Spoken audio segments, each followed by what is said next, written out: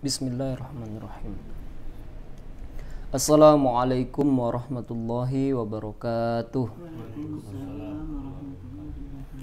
Alhamdulillahi rabbil alamin. Wassalatu wassalamu ala ashrafil anbiya'i wal mursalin wa ala alihi wa ashabihi wa man tabi'ahum bi ihsanin ila yaumiddin. Allahumma inna nas'aluka ilman nafi'a wa rizqan thayyiba wa amalan mutaqabbala. Ya Allah, kami mohonkan kepadamu, karuniakanlah kepada kami ilmu yang bermanfaat, rezeki yang baik lagi halal, dan jadikanlah amal kami amal yang Kau terima. Amin, amin ya rabbal alamin. Para pemirsa dimanapun berada, Allah subhanahu wa ta'ala berfirman di dalam surat Al-Baqarah ayat 45. Wasta'inu bis-sabri was-salah. Dan minta pertolonganlah kamu kepada Allah dengan kesabaran dan dengan mendirikan salat. Ada dua petunjuk di mana kita minta pertolongan kepada Allah. Yang pertama adalah dengan sabar dan dengan salat. Wa innaha lakabiratun illa 'alal khashi'in. Dan sesungguhnya salat itu amat berat dilakukan kecuali bagi orang-orang yang khusyuk. Nah, pertemuan kita, bahasan kita insyaallah pada beberapa pertemuan ke depan akan membahas tentang persoalan di dalam salat. Seringkali kita bertanya bagaimana cara agar salat yang kita dirikan itu khusyuk. Karena jelas di sini Allah Subhanahu wa taala menyampaikan kepada kita salat itu berat dilakukan kecuali bagi orang-orang yang khusyuk. Dan Allah Subhanahu wa taala juga perintahkan kita untuk khusyuk di dalam salat ini. Nabi SAW pun demikian. Maka sungguh tidak akan kita mencapai kekhusyuan kecuali kita memahami apa yang kita baca di dalam salat tersebut. Apa kandungan makna dari setiap ucapan, dari setiap amalan, dari satu rukun ke rukun berikutnya. Itu semua mengandung makna-makna, karena yang kita ucapkan adalah bahasa yang bukan bahasa kita. Di dalam salat kita mengucapkan lafaz-lafaz dengan berbahasa Arab. Maka insya Allah bahasan kita pada beberapa pertemuan ke depan akan mengkaji tentang memahami atau memaknai bacaan-bacaan salat. Adapun yang pertama adalah takbiratul ihram atau membaca kalimat Allahu Akbar. Nah, sebagaimana yang kita ketahui bahwa rangkaian ibadah salat itu dimulai dengan takbir dan diakhiri dengan salam. Jadi yang dimaksud dengan salat itu adalah perkataan, perbuatan yang dimulai dengan takbir kemudian diakhiri dengan salam. Jadi perkataan yang khusus, perbuatan yang khusus diawali dengan takbir, kemudian diakhiri dengan salam. Nah, itulah yang dimaksud dengan melaksanakan ibadah salat. Akan tetapi, hal yang pertama ini, mengucapkan Allahu Akbar, itu punya ketentuan-ketentuan. Apa ketentuan-ketentuannya? Bahwa orang yang mengucapkan, kita yang ingin mendirikan salat, yang akan mengerjakan salat, mesti mengucapkan kalimat takbiratul ihram ini atau kalimat takbir ini dengan ucapan yang benar. Nah, ada ucapan-ucapan yang keliru orang di dalamnya. Kalau seandainya dia terjatuh dalam ucapan ini, maka fatal akibatnya. Apa di antaranya? Di antaranya adalah ketika seorang mengucapkan takbir, dia menambahkan huruf hamzah istifham namanya. Dia tambahkan huruf hamzah istifham pada lafaz Allah Subhanahu wa taala. Jadi dia baca Allahu Akbar. Allahu Akbar. Diulangi. Jadi dia baca Allahu Akbar. Atau dia membaca Allahu Akbar. Jadi ada dua di sini. Pertama, Allahu Akbar. Yang kedua, Allahu Akbar. Jadi apa maknanya kalau seandainya seseorang di dalam sholatnya mengucapkan Allahu Akbar atau Allahu Akbar, maka makna ini akan berubah. Takbir, lafaz Allahu Akbar yang artinya adalah Allah Subhanahu wa taala yang maha besar, kalau diucapkan dengan kalimat dua tadi, dengan lafaz yang dua tadi, Allahu Akbar atau Allahu Akbar, maka akan berubah maknanya menjadi apakah Allah itu maha besar? Jadi kita justru mempertanyakan. Jadi mempertanyakan kebesaran Allah Subhanahu wa taala ketika kita keliru di dalam mengucapkannya. Jadi kalau orang misalnya Allahu Akbar, berarti dia mempertanyakan apakah Allah Subhanahu wa taala itu maha besar atau tidak. Atau misalnya Allahu Akbar, itu juga bermakna apakah Allah itu juga maha besar. Ini diantara kesalahan di dalam takbir.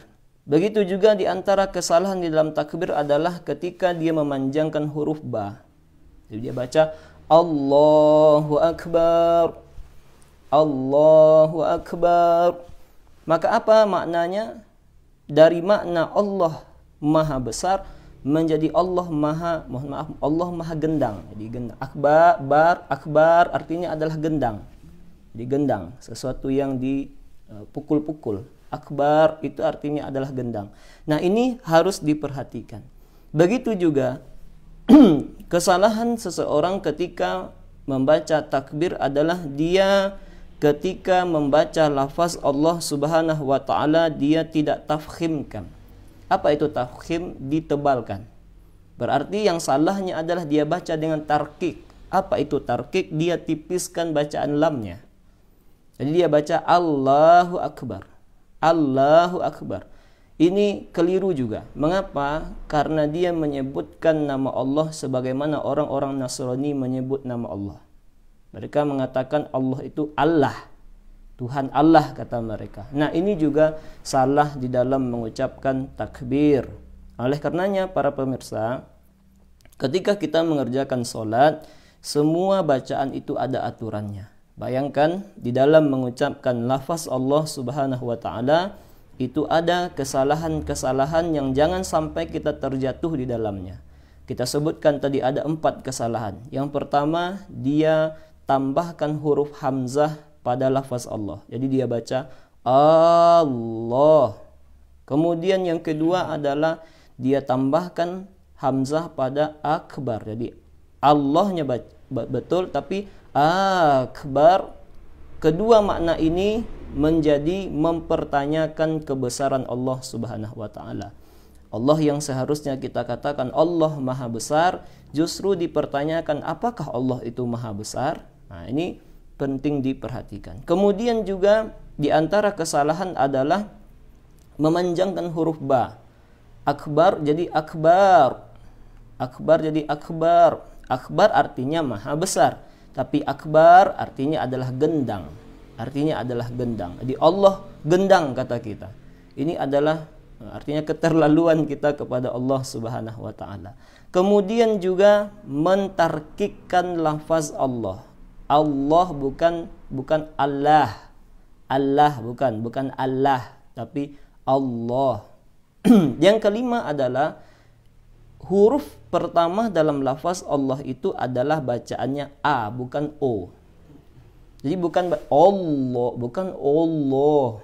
Ada juga orang yang Allahu Akbar, bukan A. Allahu Allahu Akbar, bukan Allahu Akbar.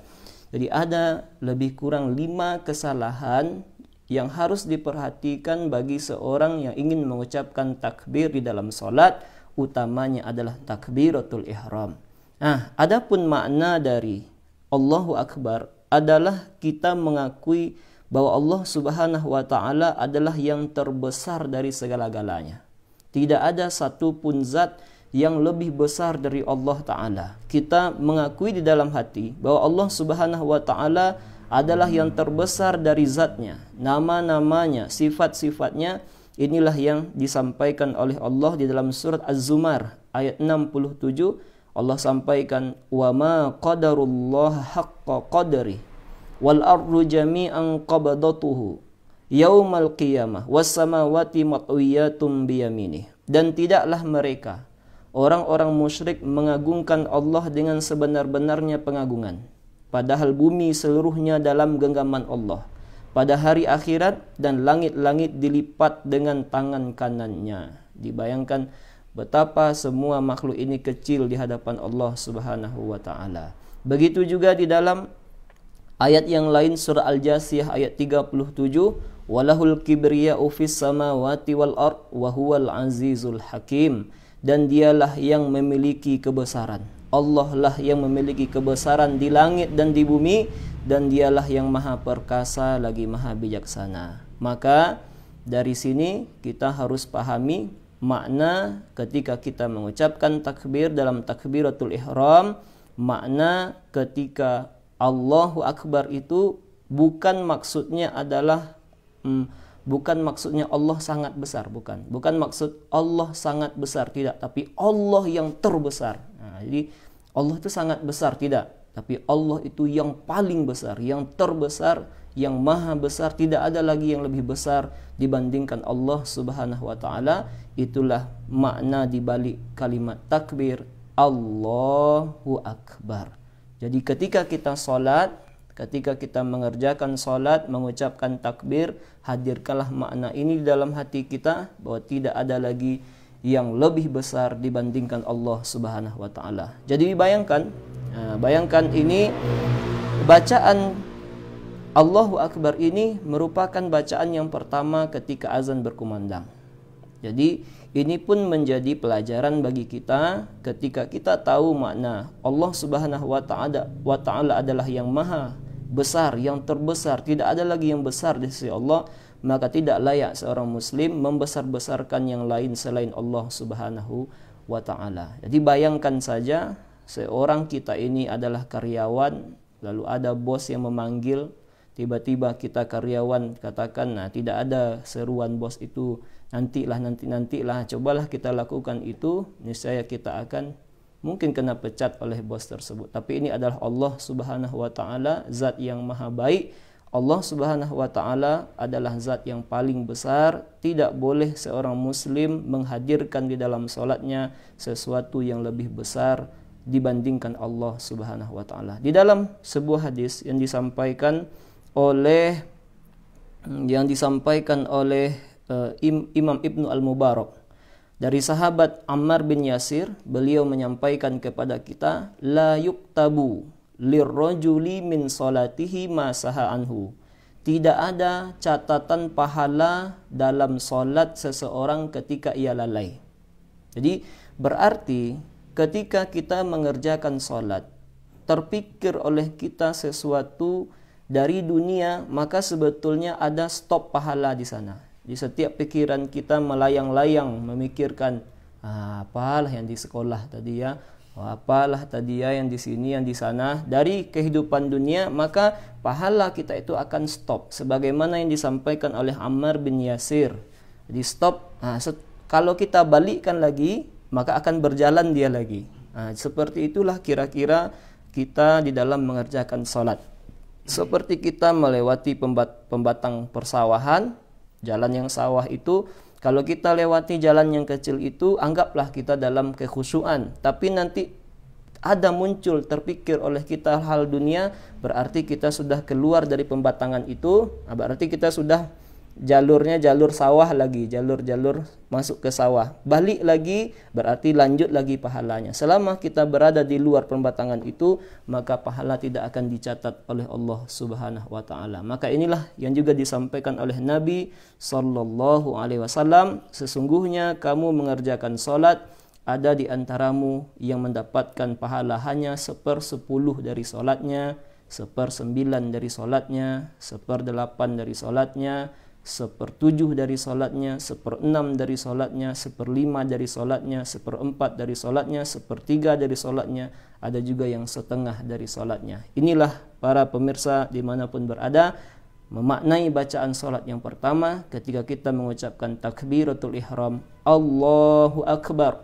Apa maksudnya? Menghadirkan di dalam hati bahwa tidak ada yang lebih besar dibandingkan Allah Subhanahu wa taala. Mudah-mudahan bermanfaat. Marilah kita tutup bahasan kita pada pertemuan ini dengan mengucapkan doa kafaratul majelis. Subhanakallahumma bihamdik asyhadu an la ilaha illa anta astaghfiruka wa atubu ilaik. Assalamualaikum warahmatullahi wabarakatuh.